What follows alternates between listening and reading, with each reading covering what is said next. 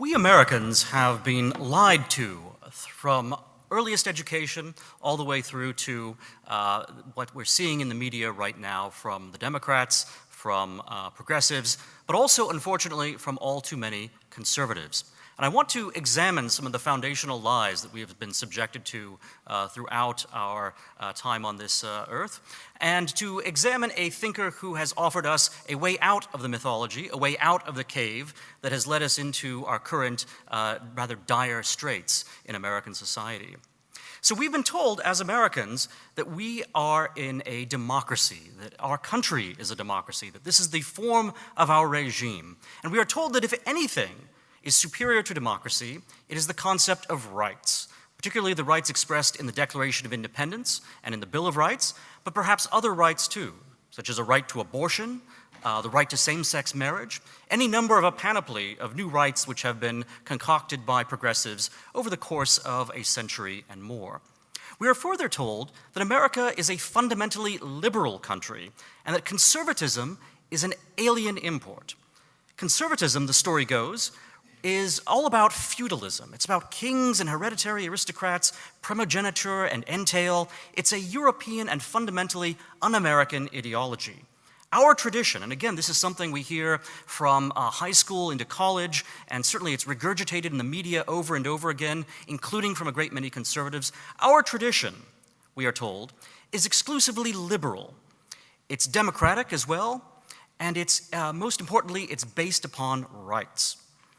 And as I say, today, even American conservatives, especially among the intellectuals and journalists on the right, they tend to think of themselves precisely for this reason as classical liberals. We've heard that from a lot of former neoconservatives who have rebranded themselves as classical liberals. We have heard it from a number of libertarians who say that they are fundamentally classical liberals. And we hear it from a lot of just normie conservatives and a lot of casual Republicans. They say, well, America's tradition is really not that of conservatism. It's really a liberal tradition. And so while we may temporarily call ourselves conservatives for the sake of convenience or to distinguish ourselves from the radical left, from others who have appropriated the liberal label, we are fundamentally the real liberals. We are the classical liberals. Now they say that, and they will invoke the name of John Locke. They'll say that the U.S. Constitution is a Lockean document. The Declaration of Independence, they will say, is a Lockean document. That Locke is the founding philosopher of the United States. And Locke himself was someone who lived before the great 19th century heyday of classical liberalism in terms of actual political parties and policy. So John Locke was a political thinker who was in some ways perhaps ahead of his time.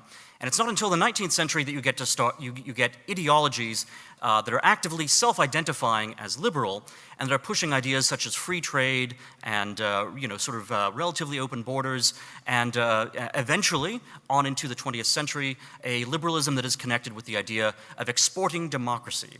And there are a panoply of other ideas which have now come to be sort of glued together as an idea of modern liberalism. And this is something that, in many respects, classical liberalism leads towards, if not inevitably, then at least in a kind of natural and rather logical way.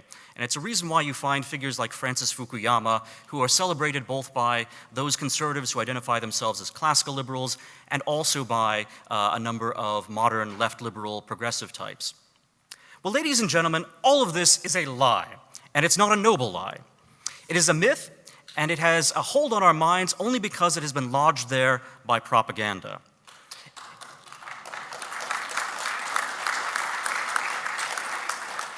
All of this, the idea that we are a fundamentally liberal country, the idea that these rights are the most important things, all of this is as much a myth as the idea that there are more than two sexes, or as they call them, genders. Of course, there are actually three genders, but it's a grammatical term. It's masculine, feminine, and neuter. Well, these myths, these fabrications, and these outright lies were exposed about 60 years ago by one of the greatest conservatives of the 20th century, namely Wilmore Kendall. Particularly in his 1963 book, which has just been reissued, The Conservative Affirmation, and also after his 1967 death, his posthumous work, The Basic Symbols of the American Political Tradition, Wilmore Kendall examined what America is really based upon and how our tradition has actually developed. In the Basic Symbols, for example, he shows that we have a tradition that precedes liberalism, historically as well as philosophically. And this tradition is grounded in our experience as a colonial people well before the Declaration of Independence, well before the Constitution. As a colonial people, what was the basic symbol? What was the basic sort of political idea or form that our communities tried to adhere to from the Mayflower Compact onwards? It was that of a virtuous people deliberating under God. And each of these terms means something quite specific for Wilmore Kendall. First of all, the people have to be virtuous. If you do not have a virtuous people, everything else that we've tried to establish in America will collapse. We have a system that really does rely upon a people who have internalized both a strong sense of obligation to one another and also an understanding that they are under God, that they are under the transcendent, they are under a higher power. They also have to be engaged in a process of deliberation. And again, this is a tradition that you find carried through from the Mayflower Compact all the way to, in much mutilated form, today.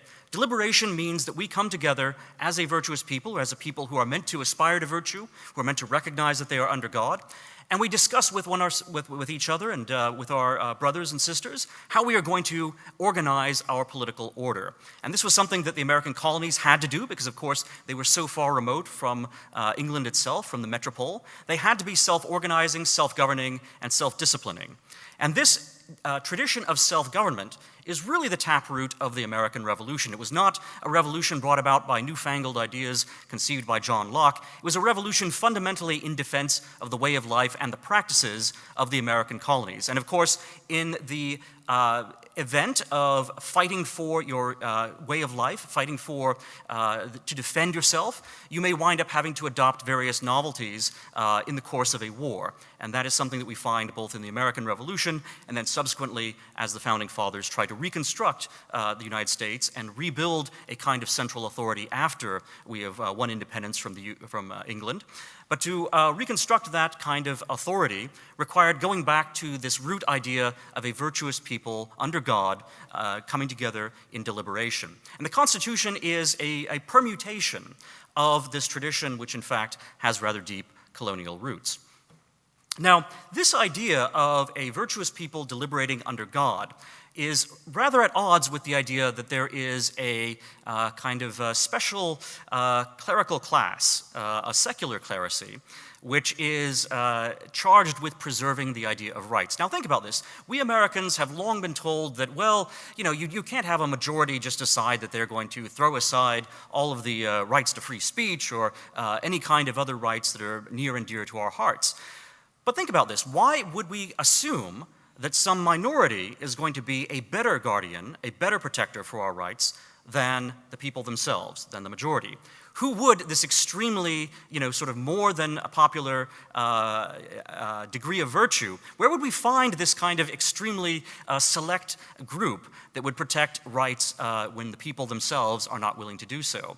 Well, of course, what we find is that intellectuals and publicists, they anoint themselves as the guardians of rights. Then they oftentimes will invoke, sort of Kantian ideas, they'll invoke Lockean ideas, they'll invoke notions of science.